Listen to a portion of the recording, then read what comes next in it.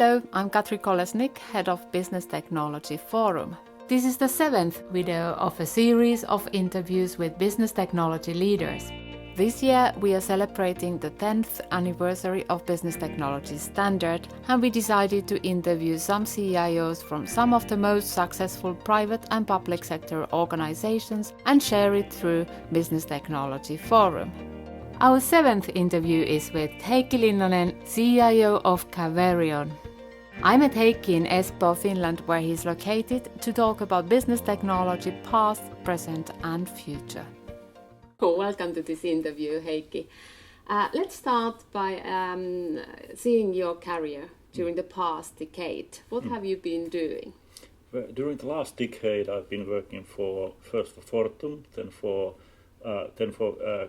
Caruna, that is in electricity distribution business, and then last 1 year for Caverion, working at the building technology business. I'm a group CIO for Caverion, and I used to be the CIO for Caruna, and in Fortum I had a different, let's call them program management.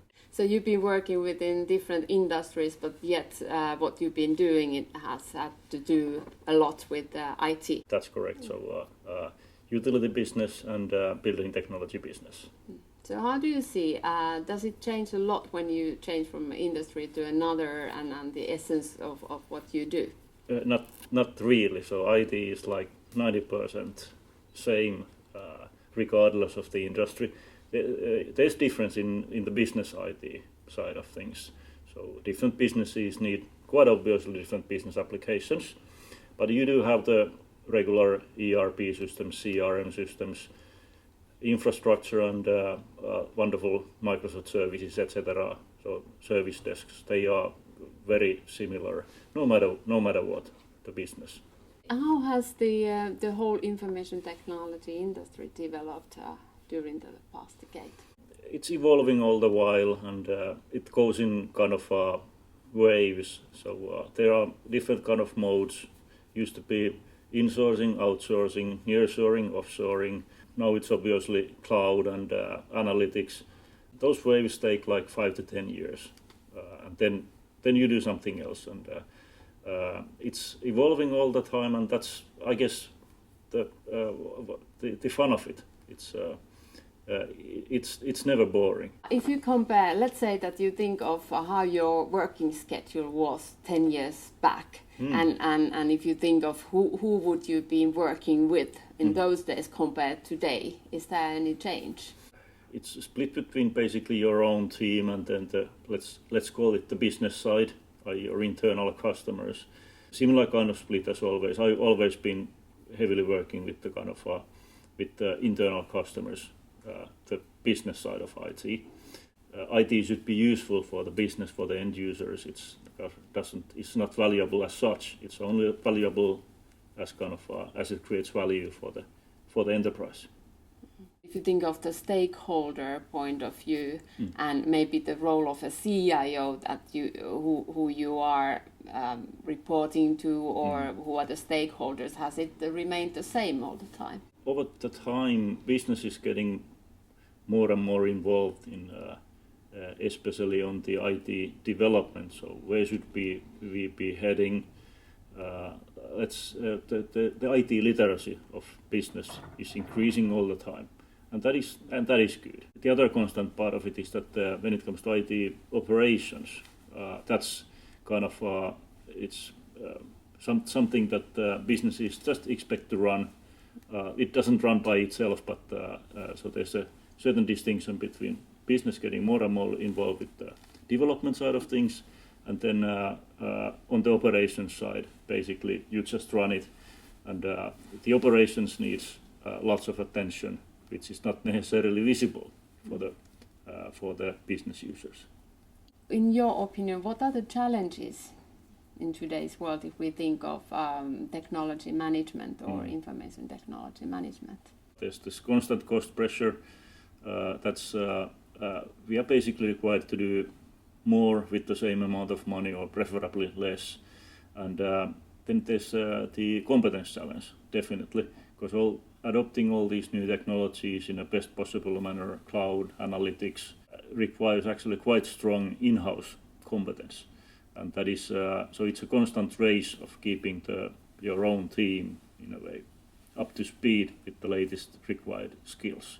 It's the cost pressure and then the competence challenge. They are the kind of two key challenges, and I don't think they are going to go away. How do you solve this issue, or what are the ways you have found yourself with work? Fight for a fair share of budget and recruit good people and upskill your existing team.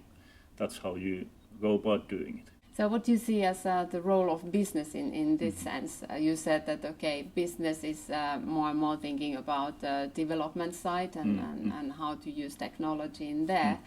And obviously they need upskilling as well. How much do you think that this is the IT's sort of role to bring in the new innovations and keep the organization up to date, or how much is the business to learn these new things? Businesses are quite self-driven, sometimes even a bit too self-driven. I never felt any kind of specific need to push businesses to adopt IT. Business is IT and IT is business. That's the way it works these days. When it comes to business technology, businesses are really, in a way, very much following the game and driving for improvements. It more or less becomes a portfolio management challenge, so that we actually, together with the business, manage to pick up the right things to spend time and money on. Our own work time that's the biggest limiting factor on IT side and on business side. That's the key. Where do we spend our time on? We are here today to discuss also about the business technology standard, which I believe you've been using for quite a long time. So what's your view on this kind of standards and models? Do you find them useful, and how do you yourself have been using them? I was introduced to what was then called ICT standard for business. That was the version 2.0 by then, and I was then working for Fortum, and Fortum was then divesting the business that then became Caruna. One of the Fortum's CIO team members gave that book to me, that you should read this. Okay. And that's how I got started. So I was like, sounds useful. And then I think it was late 2014, then we started I started basically building up Caruna's IT operating model based on ICT standard for business. Version 2 became version 3 along the way. Then I spent 5 years at Caruna. I found it very useful, and it's kind of a backbone that then you pick up the backbone and then you implement the company specifics. I moved to Caverion early 2019. During the last 1 year, we've been then developing IT operating model for Caverion on the basis of now current BT standard. How do you call it nowadays? Yeah, BT standard, business technology standard. Yeah. BT standard, business technology standard. So I've lost count of the numbers. Yeah. But maybe, I guess it's 4.0 now. Yeah. Okay. Basically, the idea behind the business technology standard is also that it could be read by a non-IT person, not technology person. How do you see that? If you show that picture to non-IT person, they will run away screaming. So it's the totality of the ICT space is actually quite complex. You are working on demand, you are working on sourcing, you are working on development, you are working on operations. You usually only see an experience and live day by day, only part of it. For the CIO, you need the whole lot. So in your opinion, it works as a manual for CIO type of roles? Best. Exactly, so that we got all the pieces covered and the pieces fit together.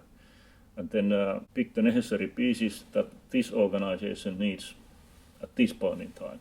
And then you usually have to add some kind of local flavor to create something that actually works for the organization in question.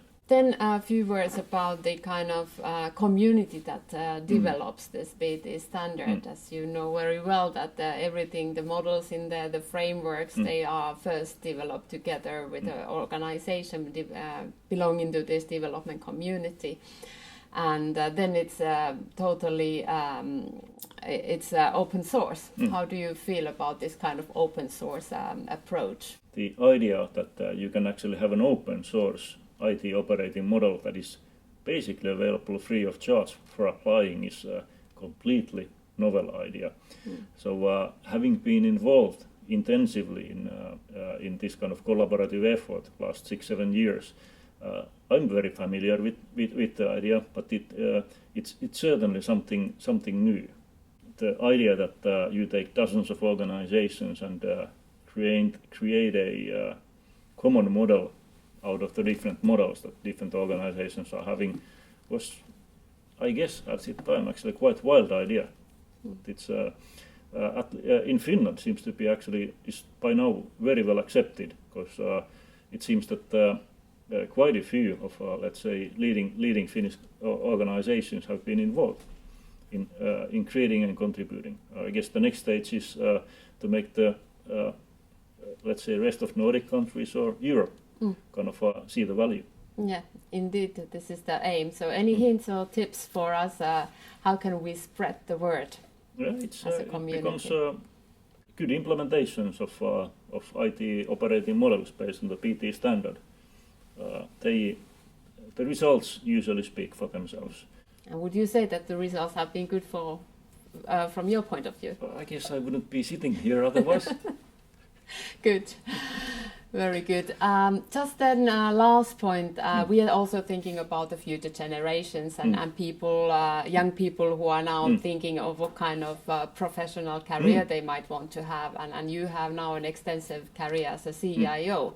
So what would you advise to a young professional wanting to become a CIO? What should he or she then be thinking, and maybe what kind of studies or what is the essence in this profession? That's a very timely question, because I actually have kids who are of that age, and I told them that what you should study is what you have passion for.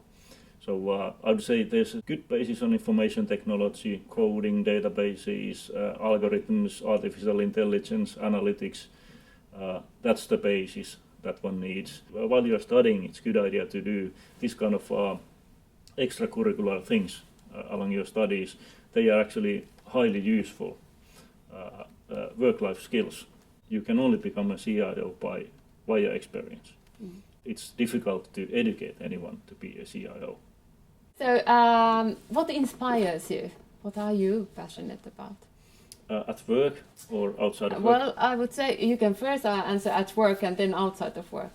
Okay, so I would say that at work, learning to utilize better what one already has is enormously useful for organizations. I'm very keen on that, and then I'm very driven to do those bigger transformation programs that enterprises are running. I somehow get really bored if no big transformations are ongoing, serious business transformations, and that's what I'm very passionate about. But outside of the working life, my passion is sports and healthy life and family life. What kind of sports? I do mostly gym and Tai Chi nowadays. Okay. So it kind of changes over time. So it's fun to try different things. Very good. All right. Thank you very much. Thank you.